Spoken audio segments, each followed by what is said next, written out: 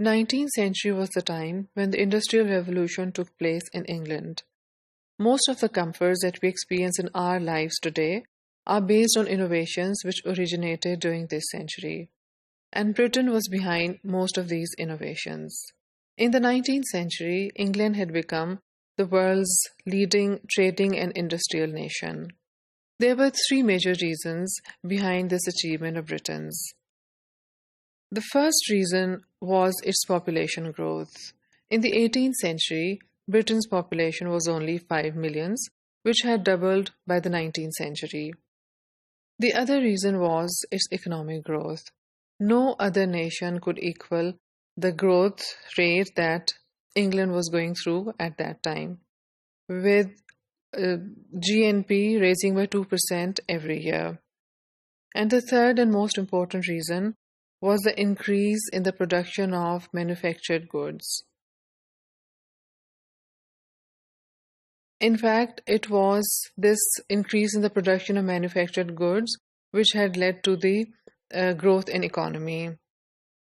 And this dramatic increase in the manufactured goods had been possible because of massive changes in technology and organization of production. Particularly, the inventors, researchers, and scientists had learned to combine water and coal to produce steam, which could turn heavy machines. As a result, there were large-scale farms employing thousands of workers under one roof and powered by these steam engines or turning heavy machines. All this resulted in the mass production of manufactured goods, particularly in textile and metal.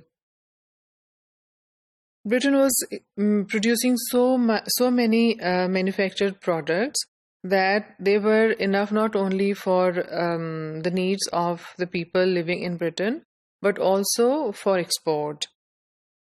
So England started exporting a lot of these finished products, so much so that it came to be known as workshop of the world. In no time, USA took over Britain in this race for technological innovations.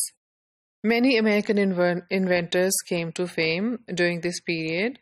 Some of these inventors included Benjamin Franklin, who invented bifocal glasses and also glass harmonica, among other things.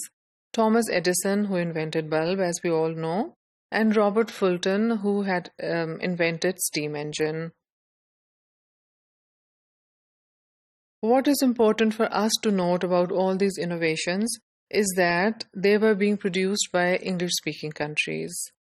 All the research which was behind the production of these, the making of these innovations was done in English. The research was documented in English, and the research findings were shared in English. It was not only that these English-speaking countries carried out this research. They were not the only countries which were engaged in this process of research and inventions. There were other countries also, but even those countries carried out most of their work in collaboration with the English-speaking countries. This industrialization and increase in inventions and innovations added a large number of vocabulary to the English language. Naturally, people needed words to name these new inventions and also to describe these processes, etc. So there was a need to invent new words or borrow words from other languages.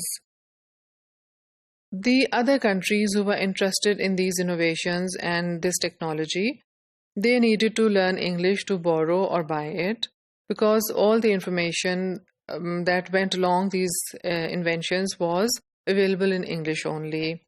Sometimes experts were needed to learn this technology, and these experts who then went to the countries which needed this technology spoke English. So the countries which needed to buy or borrow this technology needed to know English. Sometimes these inventors or the people who had expertise in these areas Their expertise were hired by other non-English speaking countries, but of course, to make full use of the expertise, the hiring country also needed to have some knowledge of English.